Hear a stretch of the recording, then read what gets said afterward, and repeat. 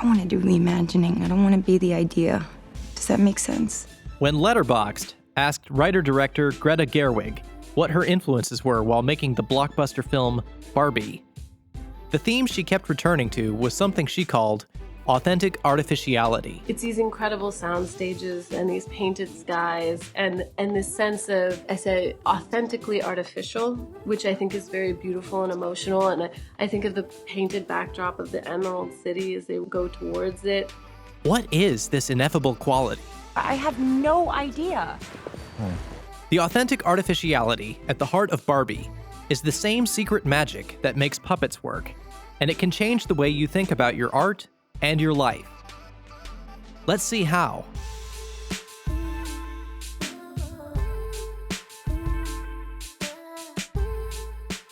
Once upon a time, there was a woman named Greta who was offered the job of making a Barbie movie.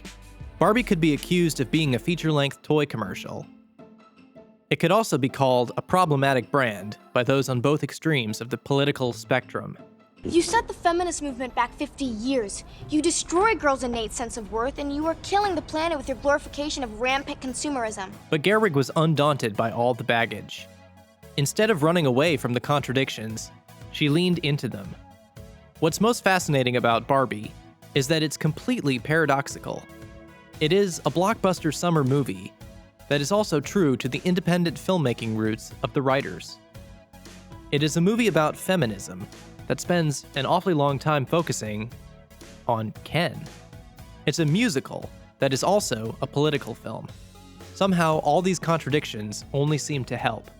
It's like an unexpected flavor combination. The results are surprisingly delicious. Cognitive dissonance seems to be the fuel that Barbie runs on. The name for the aesthetic version of this is authentic artificiality. And it's about showing the work. I wanted to see that it was authentically artificial, really fake. And it sits at the center of all these paradoxes. When Greta Gerwig discusses the authentically artificial, we might know instinctively what she's talking about. She said, it's fake, but it's really fake. We're living in the golden age of fake. Our fakes are so good, they're often indistinguishable from the genuine article. Your vote makes a difference in November, not this Tuesday. One reaction to all this forgery is to lean into realism, try and get closer to the truth. The Barbie team went the other direction, but with the same destination in mind. Authentic artificiality is really more of a feeling than a technical definition. It's best encapsulated by examples. The painted sky backdrop, the two-dimensional car, the scenery in the foreground on a treadmill. Examples Gerwig cites include the classic Powell and Pressburger musical, The Red Shoes, and such Hollywood staples as Singin' in the Rain. However, she could have just as easily cited several classic puppet movies. In The Great Muppet Caper, puppets interact with the world in all kinds of surreal ways. Logic dictates that Miss Piggy does not belong in an aquatic Esther Williams-style musical number. But there she is. It's a construct, but it's internally consistent. Unlike deep-fake Taylor Swift ads, we're not really supposed to think it's real. The artificiality is made obvious so that when we watch it, we accept it and then adapt to it. When our real-life world sometimes feels out of control, a world made of toys feels like a haven. This is one of the reasons kids love puppets.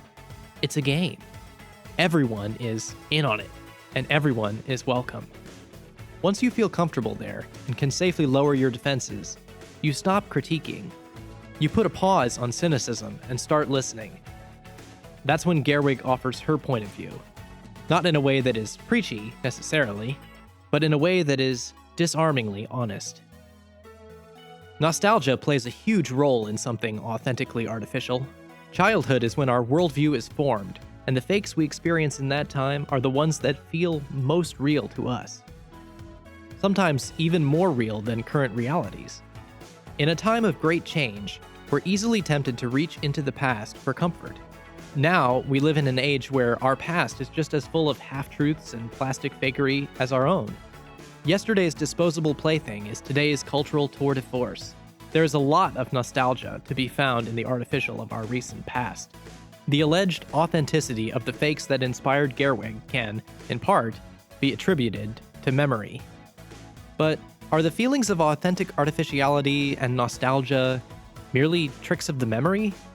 It's more complicated than that. The word nostalgia comes from Latin root words meaning something like homesickness. The religious might think of this as a longing for the Garden of Eden or heaven, a place where oneness with God enables each individual to fulfill their reason for being. If you aren't religious, think of nostalgia as a kind of evolutionary homing beacon. It's the instinct that guides us towards how things ought to be, instead of just accepting things for how they are.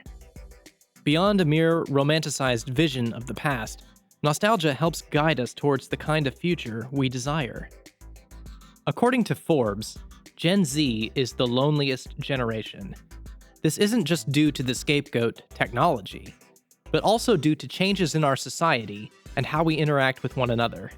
Puppetry is a powerful tool for breaking through barriers of isolation, and so are Barbie dolls. Play is a safe way for people to connect with each other in a tactile fantasy world, with all the benefits of learning about the feelings and experiences of others through drama. The totally artificial world of theater or play is paradoxically completely authentic in that it provides opportunities for real and life-changing communities. I was fascinated by the authentic artificial because I think it is exactly the sort of quality that I seek when working with puppetry. Puppets, like musicals or fantasy, are an obvious ploy to get the audience to suspend their disbelief. You may notice when watching The Muppets that characters are usually only seen from the waist up. Marionettes have visible strings. But as you watch these stories and get involved in the narrative, these factors begin to fall into the background. But they never fade away entirely, and there is something comforting about that. Just like the cozy feeling you get from watching a dance in front of a beautifully painted backdrop. The wires and rods of puppets are a reminder of a benign artifice. For older viewers, it's a reminder of simpler times. For younger viewers, authentic artificiality can be the first indicator that the images they see on screens are made by real people just like them. That accessibility can be a huge source of inspiration. Puppetry arts have taken a back seat in many ways to CGI. Partially, this is because CGI is perceived as less expensive, but also due to an unwillingness among audiences to suspend their disbelief. Why don't audiences want to engage with media in this way? I can't say for sure, but I know that I'm scared that I might appear stupid or childish. Doctor, you're being childish. Well, of course I am. There's no point in being grown up if you can't be childish sometimes. Or that I might lose respect or love from the ones I care about, because they might think I'm taken in by the illusion or that I'm not sophisticated. In a cynical world, it is all too easy to lose touch with the inner sense of wonder. Authentic artificiality is all about embracing the fake and doing so in a way that is sincere. Like committing wholeheartedly to a child's game, this pierces through the veil of dignity and brings us back to wonder.